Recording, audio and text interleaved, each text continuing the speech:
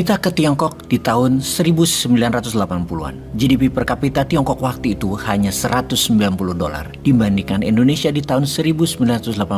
GDP per kapitanya adalah $492 alias Indonesia 2,5 kali lebih kaya dari Tiongkok rakyatnya di masa itu. Kemudian di tahun 1990 GDP per kapita Tiongkok adalah $217. Sementara Indonesia, pendapatan penduduk rata-rata setahun adalah $585 per orangnya. Indonesia masih 2,5 kali lebih banyak, lebih makmur dari Tiongkok. Di tahun 2000, GDP per kapita Tiongkok adalah $960. Sementara Indonesia harusnya adalah 2,5 kali dari Tiongkok. Namun faktanya pendapatan penduduk Indonesia dalam waktu 1 tahun di tahun 2000 hanyalah $780. Kunci dari pelajaran ini adalah bukan apa yang dilakukan di tahun 90-an sehingga mencatat kenaikan di tahun 2000. Namun apa yang dilakukan sejak tahun 1980-an lah yang menjadi kunci sukses 20 tahun kemudian bagi Tiongkok. Apa yang Tiongkok lakukan? Karena begitu kita teruskan data pendapatan per orangnya di Tiongkok, makin nyebelin dan kesel hati ini jika dibandingkan sama yang di tanah air Wakanda pastinya. Angka GDP per kapita Tiongkok setiap 1 dekade, setiap 10 tahun pertumbuhannya terbang dengan kecepatan tinggi. Di tahun 2010 angkanya menjadi $4.450 per orang. Dan di tahun 2020 pendapatan per orang di Tiongkok adalah $10.500. Yang mana diprediksi di tahun 2030 Tiongkok akan menjadi negara dengan pendapatan per orang per tahunnya adalah $25.000. Sekali lagi kita pertanyakan, apa yang dilakukan oleh Tiongkok sejak tahun 1980-an hingga saat ini?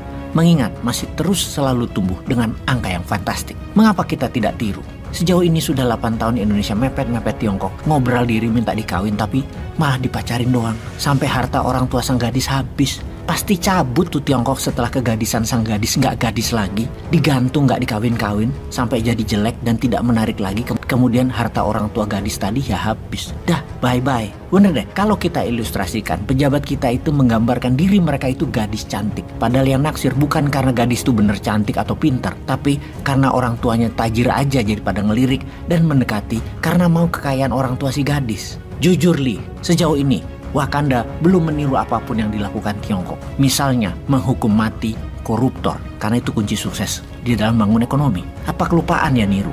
Lebih enak nurut sama Tiongkok aja kali ya. Cuannya banyak, kerjanya gampang. Hanya tanda tangan kebijakan doang yang mendukung proyek Tiongkok di provinsi-provinsi. Dah itu aja. Kemudian satu lagi, piara buzzer. Sesungguhnya kalau mau meniru untuk menjadi negara maju, maka kalau mau membangun Indonesia, ada banyak hal yang harus diselesaikan terlebih dahulu. Yang terwajib adalah koruptor dihukum mati. Kemudian penjahat apapun hilang hak politiknya jika dipenjara, dan narapidana setelah hukumannya hilang, hak politiknya selama 5 tahun tidak boleh ada lagi. Jangan malah jadi bupati, jadi wakil rakyat, kasusnya korupsi lagi. Dan ini zaman siapa yang ngelola hingga kayak gini ya? Lalu kita gali Tiongkok lebih dalam lagi. Apakah Tiongkok membangun negaranya pakai surplus perdagangan cadangan devisanya? Apa pakai FDI, Foreign Direct Investment seperti yang kita lakukan? Atau pakai apa? Tiongkok membangun negaranya pakai surplus perdagangan cadangan devisanya? Maka jawabannya adalah tidak. Karena waktu mereka memulai membangun di tahun 80-an di awalnya, di masa Deng Xiaoping, mereka tidak punya uang sama sekali dan tidak ngutang tapinya. Karena sungguh, siapa yang mau ngutangin Tiongkok waktu itu? Kalau pertanyaannya, apakah pakai FDI, Foreign Direct Investment atau investasi asing? Ya nggak juga. Siapa yang mau invest di negara komunis otoriter di tahun 80-an itu? Ini kuncinya yang harus kita pelajari. Lalu pakai apa? Kita tambahin biar nambah penak palakmu. Bagaimana Korea Utara bisa hidup tanpa IMF, tanpa World Bank, dan bisa memproduksi senjata nuklir? Nah, bingung kan? Kita lanjut. Apa yang Tiongkok lakukan di tahun 80-an tentu beda dengan yang Korea Utara lakukan. Yang Tiongkok lakukan di awalnya adalah menipu Amerika dengan Deng Xiaoping mengatakan bahwa 40 tahun lagi Tiongkok akan jadi negara demokrasi. Itulah perkataan di tahun 70-an ke Henry Kissinger yang waktu itu Menteri Luar Negeri Amerika. Dan di tahun 80-an ketika ketemu dengan Presiden Amerika Ronald Reagan, Deng Xiaoping mengulangi lagi pernyataan tersebut. Mengapa kita mengatakan Tiongkok menipu Amerika? Karena hingga saat ini Tiongkok tetap berideologi komunis sosialis, bukan liberal kapitalis demokrasi seperti Amerika. Dari janji mau jadi negara demokrasi, maka yang kedua adalah yang dilakukan di dalamnya tetap melakukan reformasi ekonomi. Apa yang dilakukan sehubungan dengan reformasi ekonomi? Bebas pajak panjang di Tiongkok. Kalau asing mau menjadikan Tiongkok pabriknya untuk produksi